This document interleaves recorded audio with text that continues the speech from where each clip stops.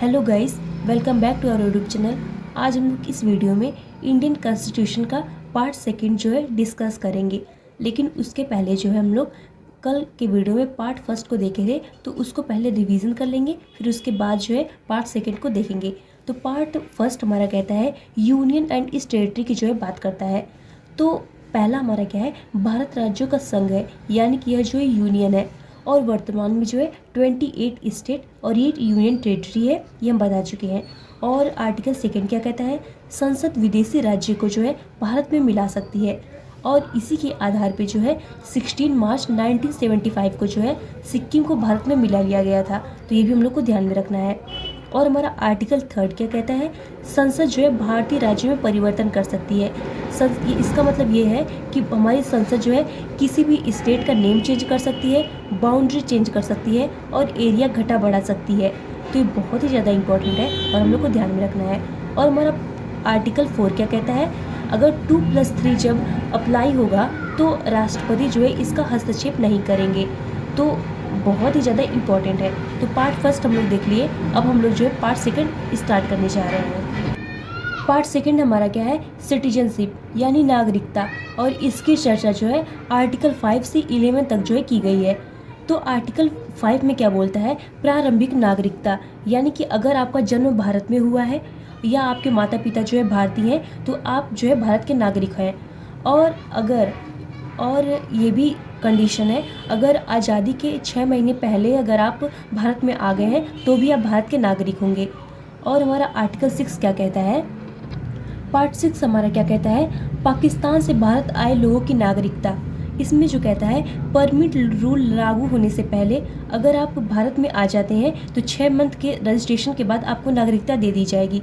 Permit rule जो है आज़ादी के 1 साल बाद लागू हुआ। कब हुआ, 19 जुलाई 1948 को जो है लागू हुआ परमिट रूल।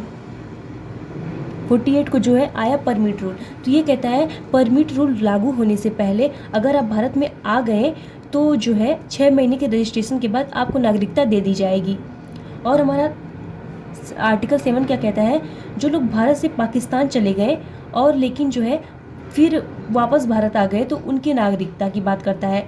अगर जैसे मान लीजिए आप पाकिस्तान चले गए, फिर आपको अगर किसी को भी पाकिस्तान अच्छा नहीं लग रहा है तो वो फिर भारत आना चाहता है तो उसकी नागरिकता की जो है बात करते हैं। जब भारत आज़ाद हुआ था, होने वाला था, तो 1 मार्च 1947 से ही जो लोग हैं पाकिस्तान जाने लगे थे। तो ये कहता है कि जो लोग पाकिस्तान जाने लगे थे उसके आज़ादी के जो है इनको भी कहता है कि 6 महीने के बाद जो है आपको भारत की नागरिकता दे दी जाएगी। तो ये कहता है। और हम लोग देखते हैं आर्टिकल 8 क्या कहता है, ये कहता है विदेशी प्रवासी की नागरिकता, यानी जो लोग विदेश में गए हैं पर्यटन के लिए या नौकरी के लिए या शिक्षा के लिए, तो उनकी नागरिकता की ये जो है बात करता है।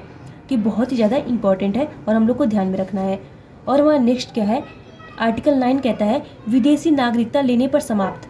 अगर आप जो है विदेश में घूमिए लेकिन अगर वहाँ पे आप नागरिकता ले लेते हैं तो आपकी नागरिकता जो है समाप्त कर दी जाएगी। तो बहुत ही ज़्यादा इम्पॉर्टेंट है। और हमारा आर्टिकल 10 क्या कहता है, आर्टिकल 10 कहता है नागरिकता का बना रहना।